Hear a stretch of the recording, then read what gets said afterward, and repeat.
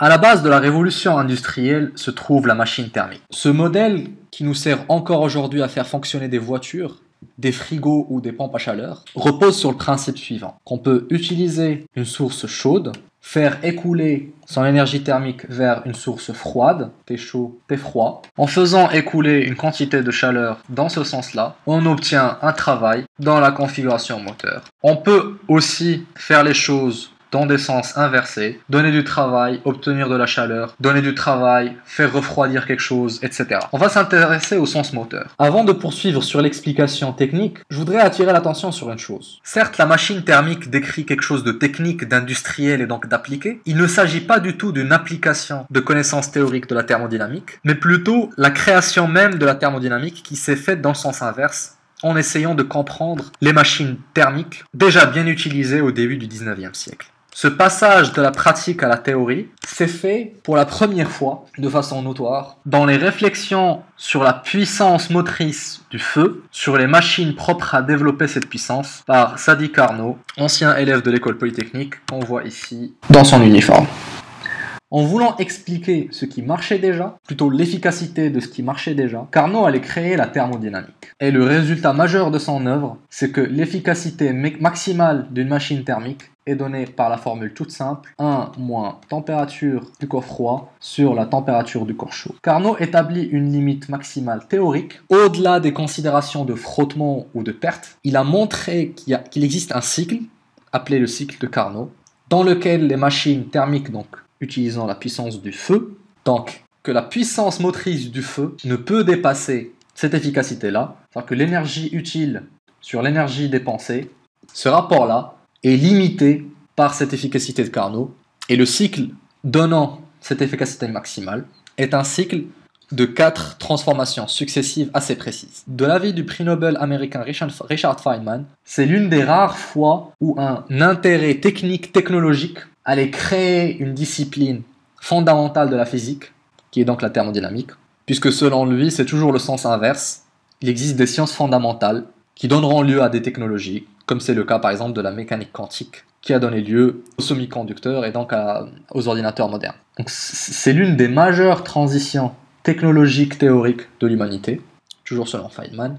Voilà pourquoi je disais tout à l'heure, le cycle de Carnot et les machines thermiques ne sont pas juste une application de la thermodynamique, mais vraiment la source historique de la création de cette discipline. Parlons maintenant des aspects techniques du cycle de Carnot. Prenons un piston dans un cylindre, enfermant un gaz, souvent de la vapeur d'eau.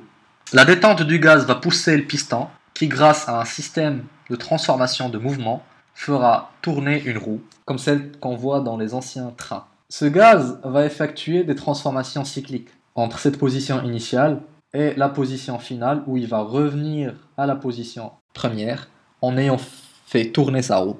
Le cycle de Carnot est celui qui donne le rendement maximal de ce moteur via la formule précédente. Ce cycle est constitué de 4 transformations assez précises. La première phase est celle de la détente isotherme. À la température constante T chaude, le gaz se détend et pousse le piston.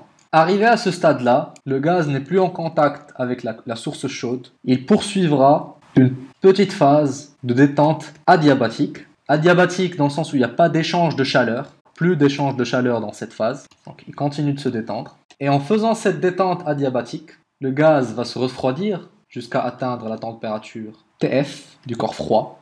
À ce moment-là, le gaz va être mis en contact avec le corps froid. Il subira une compression isotherme, compression qui va ramener le piston, et en ramenant le piston, va tirer encore sur la roue, sera alors dans cette position-là. Donc les phases isothermes correspondent à des moments où on est en contact avec soit le corps froid, soit le corps chaud, qui imposent leur température. Donc le gaz fait cette compression à la température constante TF, continue de se compresser, jusqu'à ce qu'il soit séparé du corps froid. Et là, séparé du corps froid, il n'échange plus de chaleur. Il fera alors une petite dernière compression qui sera encore adiabatique puisqu'il n'y a pas d'échange de chaleur, ce qui le ramènera à la position initiale. Suite donc à une dernière compression adiabatique.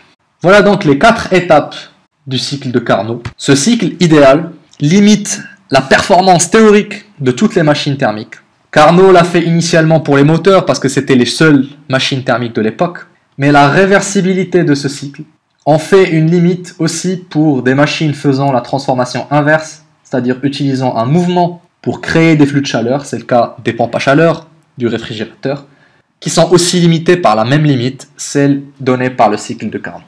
Et c'est pour aboutir à cette petite formule toute simple que Carnot a eu des idées qui seront après derrière des notions aussi fondamentales que l'entropie, et puis qui renforceront les raisonnements basés sur la conservation de l'énergie, qui sera après appelé premier principe de la thermodynamique. Je vais détailler chacune de ces phases dans d'autres vidéos séparées, avec les calculs inhérents à chacune des phases, pour ceux qui cherchent à dépasser les difficultés calculatoires que pose la machine thermique.